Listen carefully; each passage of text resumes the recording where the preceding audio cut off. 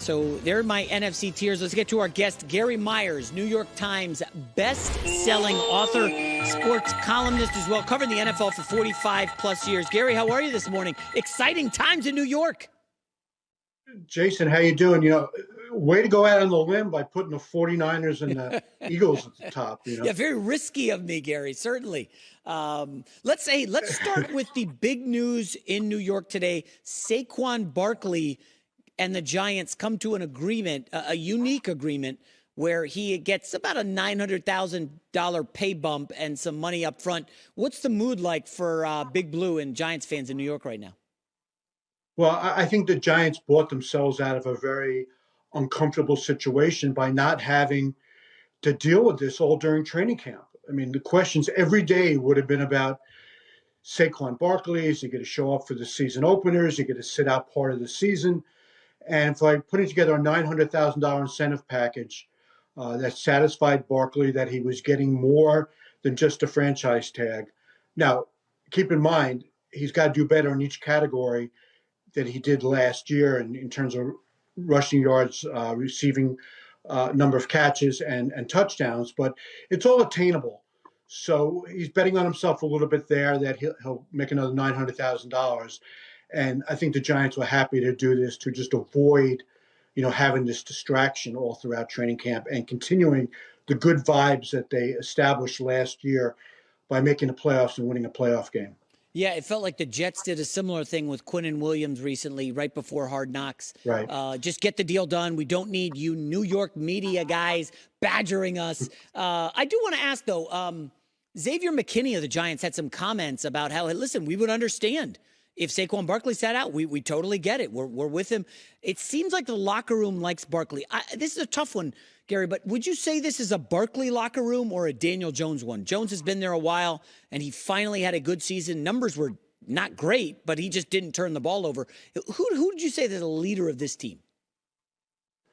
Well, I think that it's almost like 1 and 1A that Barkley is probably the most respected, popular player in the room. But the good thing for the Giants is that he and Daniel Jones are best friends. And I think that helps with Jones's leadership because Barkley, has been, so solidly behind him, over these last 4 or 5 years. So that's why it was so important for the Giants to get a resolution to the Barkley situation. Because I think some players would say, if they're not taking care of him, he's their best player, he's the face of the franchise. If they're not going to take care of him, who are they going to take care of besides the fact that they took care of Daniel Jones and Dexter Lawrence? I think it sends a message to the locker room that they are going to take care, at least in the short term, that they're making sure that Barkley is happy. But I think it's almost a co-leadership thing. The quarterback has really got to be the leader of your team. But in this case, the best player is Barkley, and he's a tremendous leader also. Gary Myers, we're talking to you also about your book. You wrote a book on the 86 Super Bowl team of the Giants. They famously had Lawrence Taylor, Phil Simms. The book is called Once a Giant, A Story of Victory, Tragedy, and Life After Football. Man, that 86 Giants team, what a juggernaut. The defender, I could probably Carl Banks, wasn't he on that team? And the linebacking core was unbelievable. I don't know. Talk to me a little about the book. Yeah, Jason, thanks for asking. I was really inspired to do a book about the most important issue that's facing players of today and yesterday and tomorrow as well. And that's, what is their life going to be like when they're in their 50s and 60s? And so the 1986 Giants, fit that category of the age group of what I was looking to write about, and being the most successful and I want to say romanticized of the Giants' 4 Super Bowl winners. If you ask any Giant fan who's been around for all four championships, what is your favorite team of those 4? And they're all going to say the 86 Giants because that was their first Super Bowl team. And the book really explores how this team became a brotherhood, how it's remained a brotherhood, and how together it's trying to face the challenges of life after football, whether it's mental health issues, emotional issues, physical issues, which they all have, or financial issues, and how they've rallied around each other. And, it's really a compliment. People have told me that they consider this book to be the football version of Boys of Summer, which I consider to be one of the great sports books of all time. There's really some amazingly compelling stories in this book, Jason, including, and I'm not going to name the 5 players, but there are 5 players on the record in the book who told me that their level of despair had reached such depth that since the years that they've retired from football, they actually did consider suicide at one point. Fortunately, they all pulled themselves out of that mindset and have got their lives straightened out. But I do interview, Belichick, Parcells, Sims, Carson, LT, Banks, Bavaro, who was tremendous. He's very quiet in the years that he played, but has really have opened up and become very forthcoming at this point in his life. I really think people enjoy reading this book. My gosh, that team, I was just looking at the stats, Gary. That team was ridiculously dominant. So their playoff wins were 49-3. And then they won 17-0 over Washington. I think that was a Joe Morris game. And then they throttled Denver in the Super Bowl. I wonder, we haven't seen any dominant New York teams lately. The Jets have fallen on hard times. Giants were good last year, but come on, that's smoke and mirrors. Even the Yankees, they haven't really delivered. I'm curious, of the big 4 in New York, Yankees, Mets, Giants, Jets, who do you think has the chance to do the most damage in the postseason this year? Well, first of all, the 2 baseball teams have to get to the postseason. And being a football writer all these years, I've been able to remain a baseball fan. And I've loved the Mets since 1962. This is one of the most disappointing seasons, considering how much money they spent on personnel. I think the Yankees have a shot to get to the postseason. And, the sooner they can get back Aaron Judge, obviously the better. They were doing well until he got hurt about a month ago, making that great catch in Los Angeles. All the excitement here, football-wise, with the camps opening this week is really about the Jets and Aaron Rodgers. The Jets have really a great group of young players led by, their 2 Rookie of the Years last year, Sauce Gardner and Garrett Wilson. And then if Aaron Rodgers gets back to the way he was in 20 and 21, when he won back-to-back MVPs, and not the way he played last year. And, he played with a broken right thumb almost the entire season and was breaking in a new group of receivers. And it was just a bad season all around by the Packers, culminating in how poorly they played in the last game of the year with the playoffs on the line at home when they lost to the Lions. If that's not the Aaron Rodgers we see this year, then I think out of the 4 teams you mentioned, the Jets have the best chance of going the deepest into the playoffs. I like that. Let me ask, the Jets have kind of fallen on hard times since Rex Ryan. I'm curious, do you think Saleh and Douglas can survive if they don't make the playoffs this year in New York? Well, it depends what the season looks like. If they're, say, 10-7 and don't miss the playoffs, that looks a lot different than being 7-10 and not making it.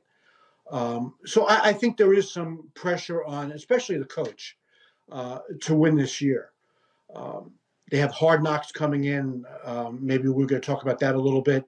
We have to remember the last time the Jets were on Hard Knocks, the only time the Jets were on Hard Knocks was 2010, and they got to the AFC Championship game that year, which included a playoff victory in New England. And they really should have beaten the Steelers in the AFC Championship game.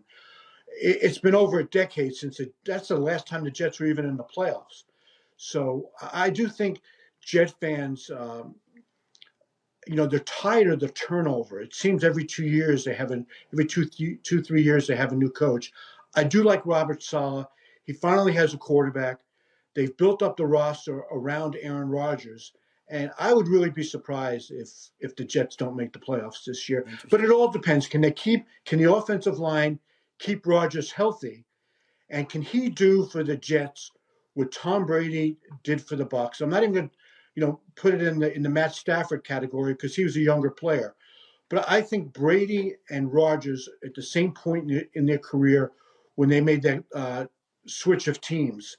And if you remember, the Bucs got off to a slow start with Brady as Bruce Arians, tried to fit him into that offense, the long passing game, the deep passing game, which was not Brady's, way of playing. So it wasn't until around Thanksgiving that year that Brady actually started putting up big numbers.